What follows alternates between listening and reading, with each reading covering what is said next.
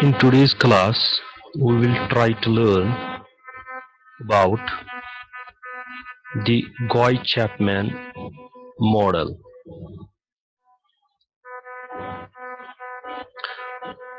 This is also called as Goi-Chapman diffuse charge model of the double layer.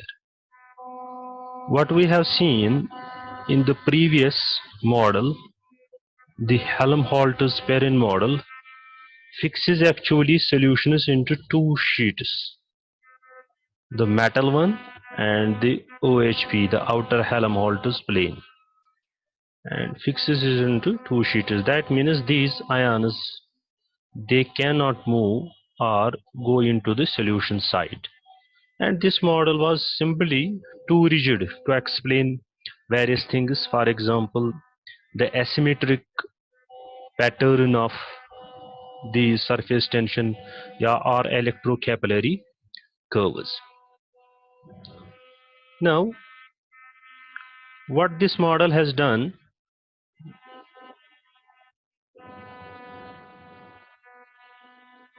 so in order to explain these asymmetry electrocapillary curves, the dependence of capacity upon potential, perhaps it was the lack of freedom of charges in the solution that participated in the inconsistency.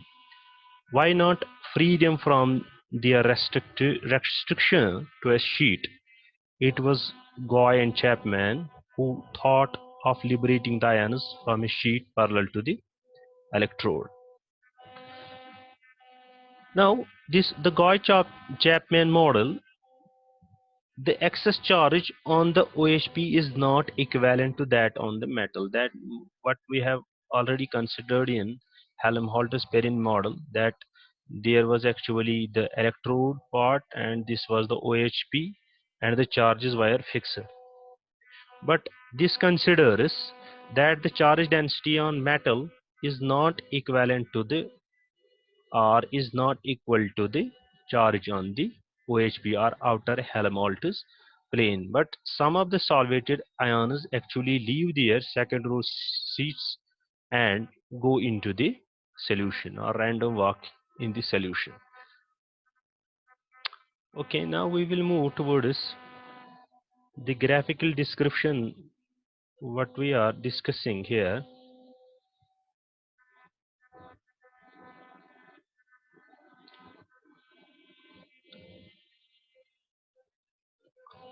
Suppose the first point that this Goy-Chapman model considers is that the excess charge density on the outer Helmholtz plane is basically less than, is not equal to that on the metal or less than the metal, and some of the solvated ions actually leave this second, leave this OHP and go into the solution or random walk simply into the solution side. Second point, it considers that the ions are basically point charges. Very important that it considers ions as point charges. Okay, now when we go to its derivation, we will see that the field gradient of the potential at a distance x from the electrode according to diffuse charging model of Gauss-Chapman is given by the following expression.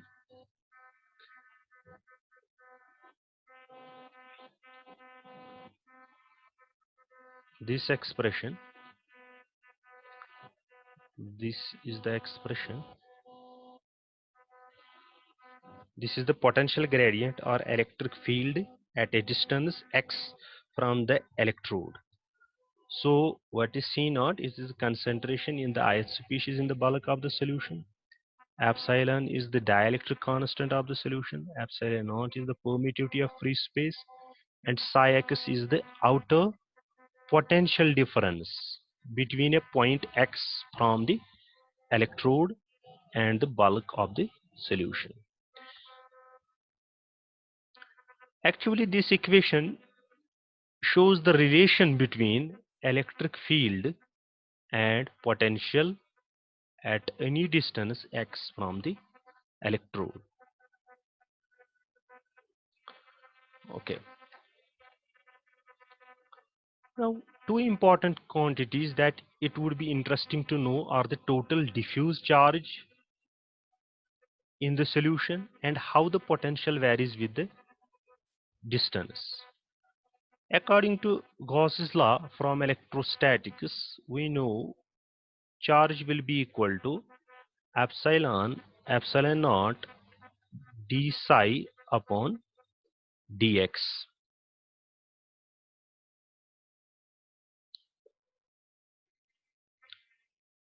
However, to determine the total diffuse charge,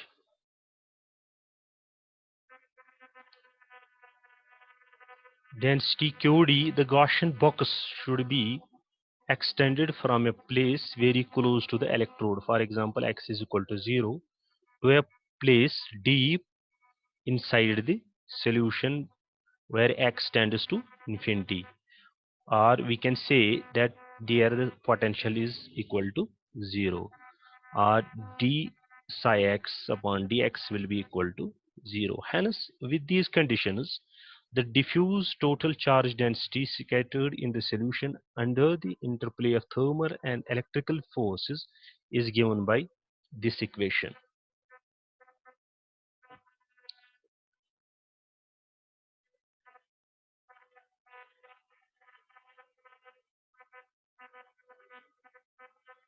Where psi naught is potential at x is equal to 0 relative to the bulk of the solution where the potential is taken as 0. We will again move towards the graph part of this equation. What we are talking about,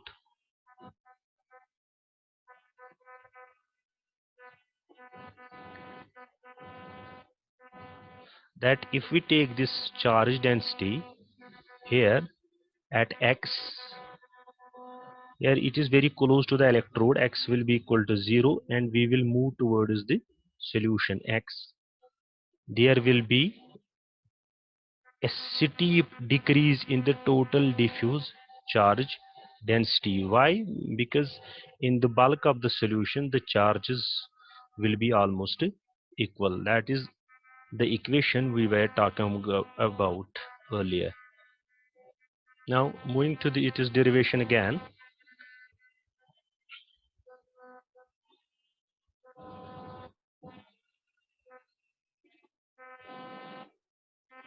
Okay, now the second relationship, the variation of the potential with the distance, can be obtained by integrating equation, the above equation, from this 6.125, assuming that sine h z e naught psi x upon 2 kt is approximately equal to z e naught psi x and 2 kt.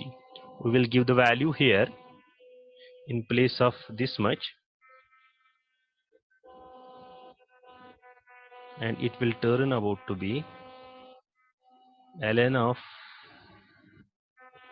psi x minus 2c naught z square e naught square upon epsilon and kt raised to power half plus x plus constant.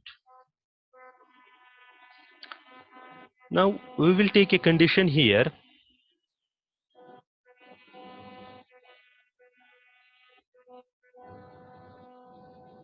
that this quantity 2c naught, this quantity 2c naught z square e square upon epsilon naught kt is equal to k square. That is this quantity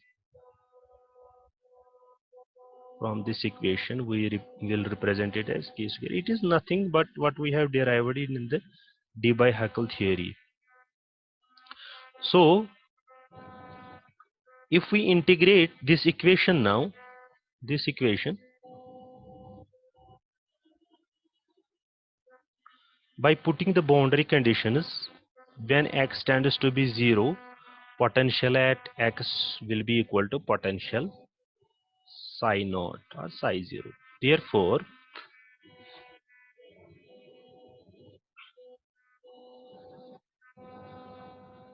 we will get this equation, very simple equation,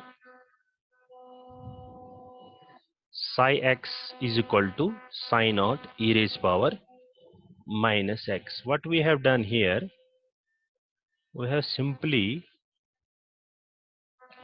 introduced the value ln of psi x is equal to minus of, this is kappa x plus constant.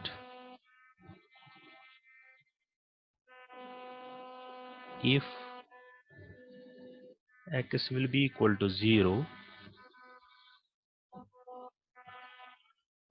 simply this constants, it will imply c will be equal to, that means constant of integration will be simply equal to ln of psi naught 0, psi naught. This is at simply at electrode. So our equation will turn out to be ln of psi x will be equal to minus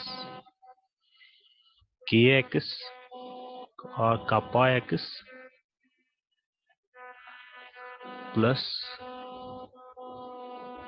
ln of psi naught. We have found this constant of integration here, so we will put this value here. So simply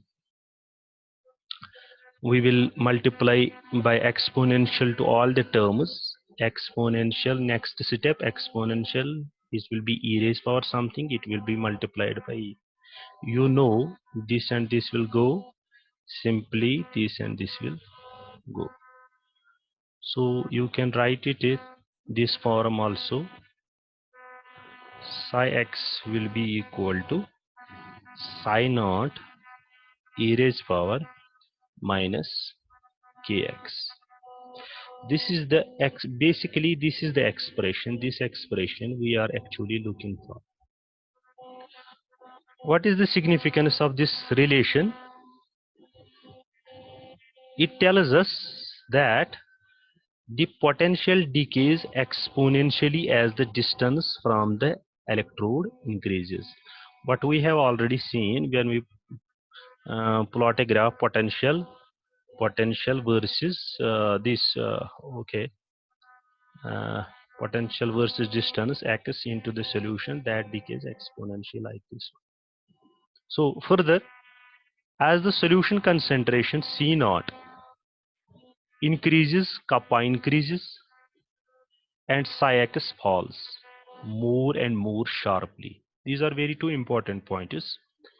This potential distance relationship, potential distance x relation, is an important and simple result from Gauss-Chapman model. It forms a valuable basis for thinking about the interaction of diffuse charges around what are colloidal particles.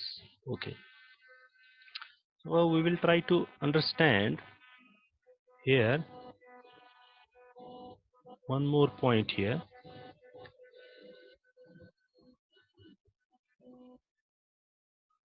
Now have a closer look at equation above 6.12. Here kappa used in the Debye-Hückel theory is used basically. However, what would be the meaning of this variable? What instead of a central ion there is an electrode? These are the questions which come into mind. In the ionic cloud model, the cloud on the central ion was simulated by placing the entire charge of the cloud minus z e naught at this distance kappa inverse from the central ion. You can see we have already derived this relation. We can go to that and check that. Given the similarity between the two systems, it would be possible to follow a similar reasoning for the electrode and its diffuse charge. Thus, the diffuse charge of the electrode can be simulated by placing the total diffuse charge QD at a distance, suppose kappa inverse from the electrode. One has in effect a parallel plate condenser situation, that is a charge of minus QD is equal to QM at x is equal to 0 plate and the diffuse charge at x is equal to kappa inverse. Because in this Guy-Chapman model, we are actually considering that the outer Helmholtz plane, actually from there, the ions will diffuse into the, some of the ions will diffuse into the solution. Okay. So a third quantity that must be calculated is basically the differential what we have already done, differential capacity. This can be obtained by differentiating above equation or equation number this one with respect to potential. However, equations this much, the variable is psi naught, that is the potential at x is equal to. Thus, what is the relation between potential and psi naught at x is equal to? Simply V is equal to psi naught minus psi bulk. What will be the potential in the bulk and what will be the potential at the electrode? And therefore, if we differentiate that, this is constant, this will go and it will remain as dV is equal to d psi naught, because psi bulk will be equal to 0. Even more, psi naught could be replaced by psi m, since the ions are considered as point. Very important point. Ions are considered as point charges, what I have already discussed. Thus, the dqm is equal to minus dqs.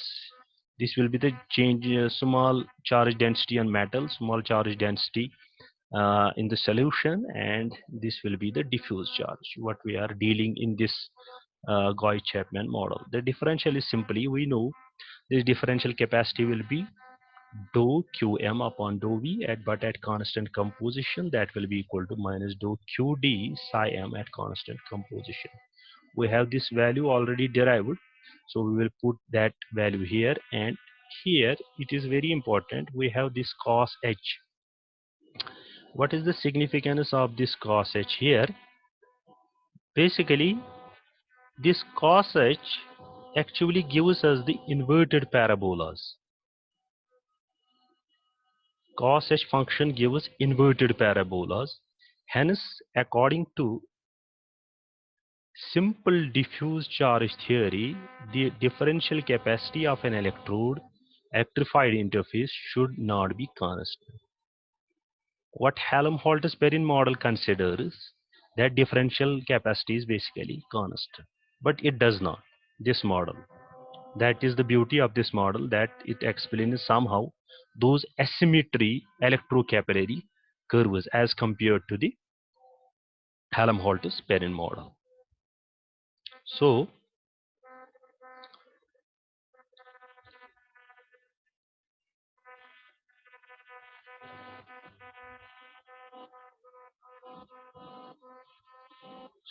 basically, when you get inverted parabola dependence on the potential across, this of course is a welcome result, because the major weakness of the Helmholtz-Perrin model is basically that it does not predict any variation in capacity with potential. How much potential we change, the capacity, differential capacity did not change in the Helmholtz-Perrin model, but here it changes, and it also gives us the inverted parabolas and why they are formed.